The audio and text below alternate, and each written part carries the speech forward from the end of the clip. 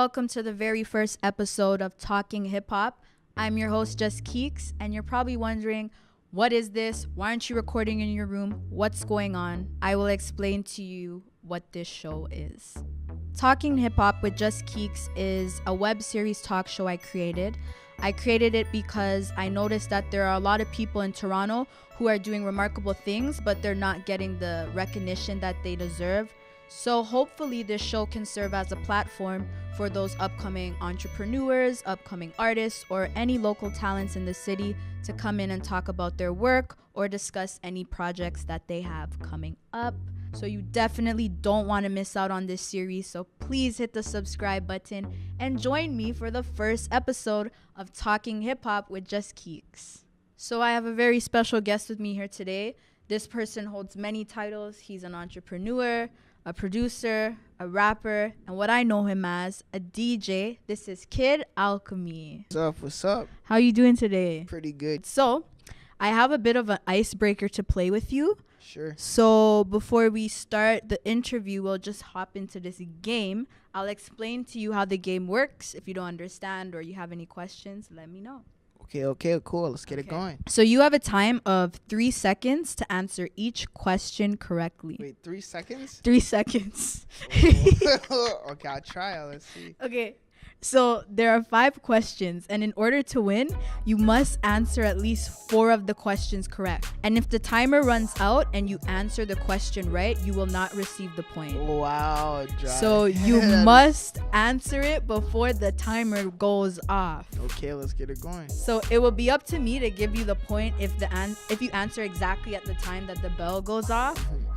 So finally, if 4 or more of your answers are correct in time, you will win a prize. Okay. You understand? For sure. Okay.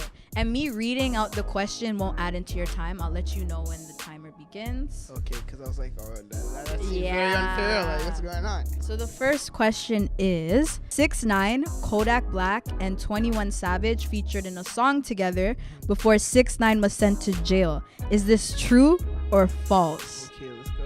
Your time begins now. False. Let's see if you were right. So the correct answer is false. These 3 artists actually never recorded a song together. All right, ready for the next question? All right, let's go. Okay. So what does NWA stand for? Is it A, never waste advice, B, natural warning ahead, or C, niggas with attitudes? Your time begins now. C. You answered it on time. Let's see if you were correct. So the correct answer is C, niggas with attitudes. NWA, they're a hip-hop group from the late 80s, as you know, and they're known for making gangster rap popular. Which one of these rappers was the first solo female artist to win a Grammy for Best Rap Album?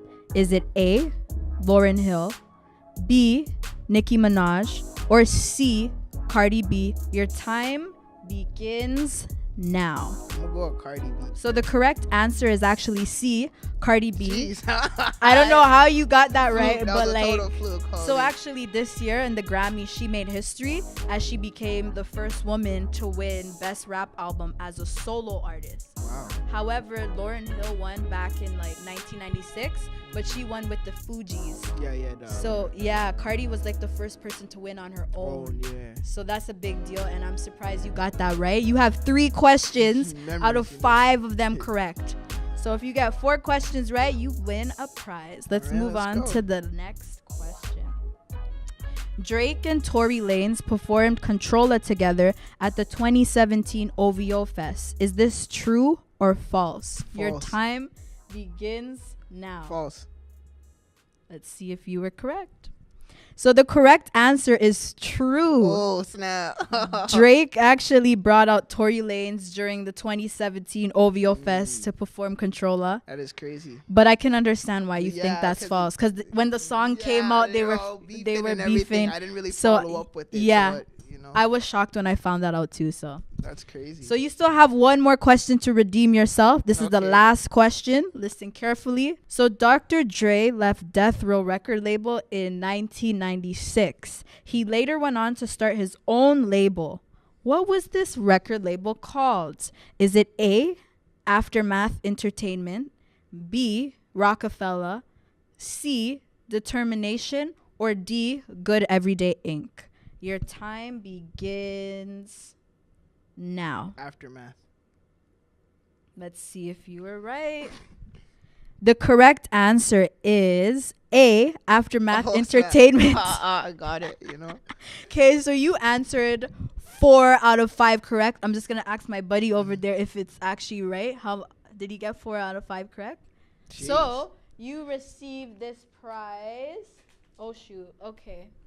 Thanks. Promise me you won't eat it all by yourself. That's a lot of candy. I'm going to give it to my siblings. Thanks. There you go. So what I want to know from you is, what is it like to be a DJ? Because I feel like there's so much responsibility there. Like, essentially, you know, the party doesn't exist without you. Like, you have to know how to read crowds and know when to change the song. So what is that like? Your job depends mostly solely on the venue itself, because I don't want to be biased, because my opinion of how a party should go, it could be different from another DJ's, right? But when I go there, it's like you want to make sure everything is spot on. So if you go to a venue and they want clean songs, you have to have clean songs, you know.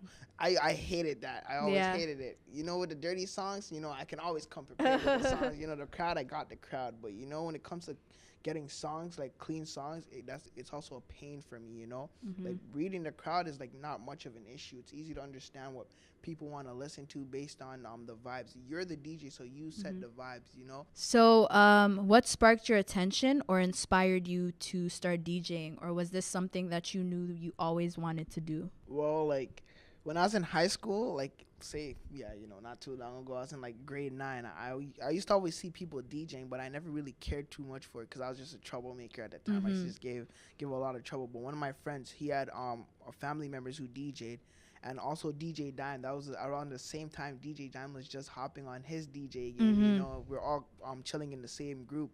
Yeah. And he was teaching him how to use virtual DJ. And I was like, yo, teach me that, yo. He's like, I'll teach you. I'll teach him. Like, I'll pay you to teach me. And he wasn't serious, I went to other people. They couldn't teach me, so it was whatever, And then around that time, I got in trouble with the law. And my door got kicked in, and my house got raided and everything. So the court wanted me to do hours for community service to beat the charges and everything, because it was it wasn't it was a serious offense, but I wasn't one of those kids that was in there for serious offenses all the time, So they wanted me to do community hours, and what happened was they sent me to Micro Skills. RIP to them, because they went bankrupt, they went bankrupt. That kind of sucks, And I met my first mentor, and he was telling me about starting my business and that I can make money, and he showed me how to apply for grants, and I applied for the summer company grant, and I got $3,000 to fund my business. When I was still going to Micro Skills to do my hours and stuff, I ran into DJ Natty B, if anybody Natty B. And I used to go to parties with him, and I like shadow him pretty much, so that way I got the experience of being at a party.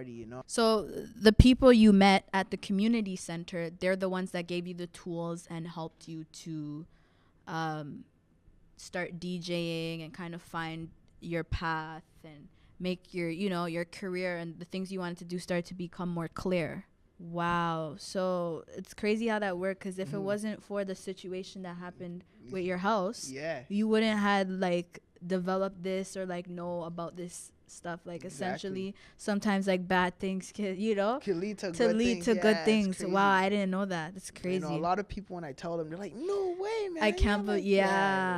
So that brings me to my next question. What motivates you and keeps you going? Because I feel like it's so easy to become lazy and start to slack off. Even though I felt like giving up, it's the next day I know I'd wake up changing my mind and continue going, because there would be another way. If I don't reach that goal, no matter how frustrated I get and I quit today, tomorrow I'm going to wake up and do it, because it's I have a to-do list. And if I don't finish that to-do list, I feel like I'm still busy, if you understand what I'm saying. So you're also a rapper, and I know that you produce your own music. What is the process like to produce? What is the job of a producer? as I said, I wouldn't want to be biased, but how I see it is like their job is to make sure that everything sounds crisp and clean, that like you actually want to listen to it. You know, you can play 30 seconds and someone want to listen to it from the 30 seconds you play, you know, that the vocals are mixed properly, the beats and every instrument is in sync with the bars, because, you know, one piece of instrument that could that's not in sync and throw the whole beat off and you have to start over from scratch. Like when I started producing, it was like, holy crap, we take these producers for advantage because it's like a lot of work. Like sometimes I'll be making one beat for 2-3 days straight because I never got the first bar right. You get what I'm saying? But when you finally get it, it feels so good because you want to continue. But like, I hear you. It's really difficult. Even when mixing and mastering vocals, like I mixed and mastered probably 2, 3, or 4 of my songs pretty well, but the others didn't come out as well. So it's like, it's all a lot of trial and error and repetition, and people don't really see that. The artists, they have it kind of hard for like sitting down and making the lyrics, but not as hard as the producer, you know, because the artist, once they have the lyrics and they recorded it, they can leave. You get what I'm saying? And continue doing what they're doing. But the producer has to stay there and make sure everything is in sync, the vocals, and like you want to listen to it. It's not like screaming in someone's ear. The words are not too high or low. You get what I'm saying? And everything balances out. Yeah. And so how did you learn to produce? So basically I took the time to like download YouTube videos based on every single step, from like beginner's tutorial to like how to mix and master, how to cut vocals. And I just sat down over the summer for like 1 week and I just stayed in my room and continued getting at it until I got it. When I finally got it, I got my first beat, which I produced the song Shorty on, which is on my SoundCloud right now. Over time, I got better at making hip hop beats. It was like, it's not that I was garbage at making beats. It's like, look, when you're trying to go for a specific sound, you know, it's about practicing for that specific sound and creating the patterns for that specific sound. Yeah. And so what kind of projects do you have coming up that people could look out for? Right now I'm working with Drama Squad J. He's also an upcoming artist who had a feature with Wiz Khalifa. He's doing this thing with like promoting and marketing new artists that are coming up. So I paid him to promote my SoundCloud to get me like 100K followers, and the campaign is really going well because one of my songs, Michelin, just got 5,000 plays and comments on it. Yeah, that's ridiculous. So good crazy, for you. So I was like, holy crap, it's working. Last thing, how can people contact you on social media? What's your Instagram?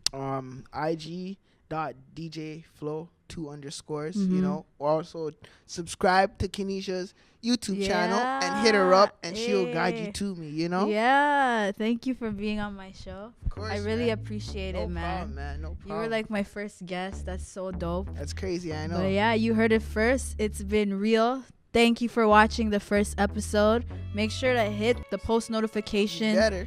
Because, like, you know, I'll drop the second episode. I'm not going to tell anyone when I'm going to do it. Of course. So subscribe and peace and love.